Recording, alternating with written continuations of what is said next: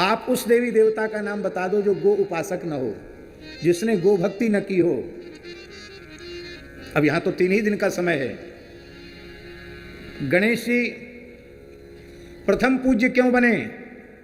तो पुराण में भगवान व्यास ने कई कल्पों की अलग अलग कथाएं आती हैं। एक कल्प भेद से कथा आती है कि जो पृथ्वी की परिक्रमा करके आएगा वो प्रथम पूज्य होगा।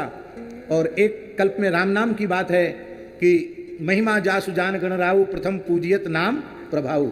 और शिव पुराण के अनुसार माता पिता की परिक्रमा करके वो प्रथम पूज्य हुए। एक पुराण के अनुसार, भविष्य पुराण के अनुसार, वे गाय की परिक्रमा करके प्रथम पूज्य हुए, क्योंकि ब्रह्मा जी ने कहा था, शिव जी ने कहा था, जो इस धरती की सबसे पहले परिक्रमा करके आएगा वो प्रथम पूज्य होगा। श्री गणेश जी ने विचार किया धरती में और गाय में भेद नहीं है। अभी हमारे नामा राशि शुक्ल जी कह रहे थे कि गाय की सेवा से धरती की सेवा होगी। सच्ची बात यह है, पृथ्वी ही गाय है और गाय ही पृथ्वी है। इसलिए गोरक्षा पृथ्वी रक्षा है। गाय का पोषण धरती का पोषण है और गाय की हत्या संपूर्ण पृथ्वी की हत्या है। जब जब भगवान धरती पर अवतार लेते हैं, असुरों का अत्याचार बढ़ता है और गाय अपने आधिदैविक स्वरूप में जब भगवान के पास पहुंचती है, उस समय गाय का, धरती का स्वरूप क्या होता है? धरती माता अपनी करुण वेदना लेकर जब भगवान के पास पहुंचती है, उस समय धरती का स्वरूप क्या होता है? गाय। गाय के स्वरूप में ही पृथ्वी। आप रामायण, रामचरितमानस उठाकर देख लो, आप श्रीमद् भागवत उठाकर देख लो, किसी भी पुराण को देखिए, भगवान के अवतार के पूर्व यह धरती अपने वास्तविक आधिदैविक स्वरूप गाय के स्वरूप में जाकर ही भगवान को पुकारती है, तब भगवान अवतार लेते हैं। और भगवान शिव भी परम गोभक्त हैं। वो तो इतने बड़े गोभक्त हैं कि उनके तो ध्वजा पर चिन्ह ही वृषभ का है, नंदी का चिन्ह है। भगवती लक्ष्मी इतनी बड़ी गोभक्ता हैं, गाय के गोबर में निवास करती हैं।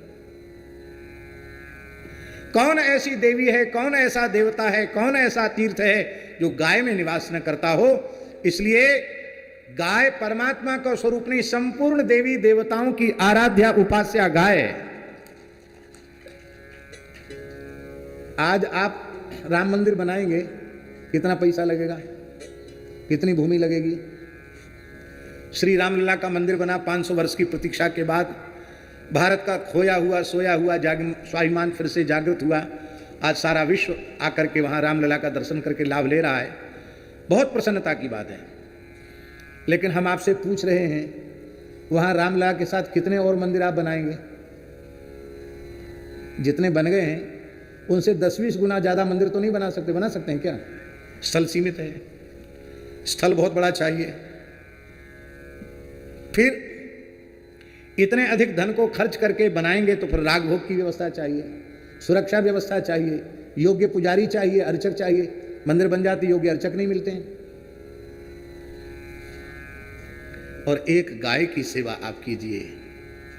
कोई देवी देवता के मंदिर बनाने की अलग से आवश्यकता नहीं है, क्योंकि गाय 33 करोड़ देवताओं का चलता फिरता मंदिर है।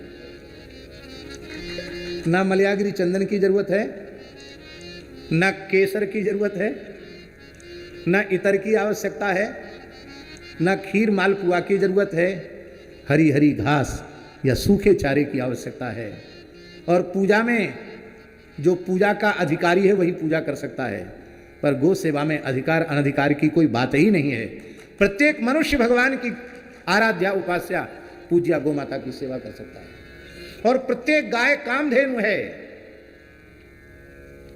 ये मन में कल्पना मत रखना कि समुद्र के मंथन से जो उत्पन्न हुई थी वही कामधेनु है। अरे भाई, कामधेनु के वंशज ही तो ये हैं। तो जो गुण कामधेनु में है वही गुण इन सब गायों में है। केवल आपके भीतर श्रद्धा की कमी है, विश्वास का अभाव है, इसलिए आपकी इच्छाएं पूर्ण नहीं हो रही हैं। अन्यथा गाय की सेवा से ही सब कुछ प्राप्त हो जाता है। धर्म भी प्राप्त होता है, अर्थ भी प्राप्त होता है, काम भी प्राप्त होता है और मोक्ष भी प्राप्त होता है।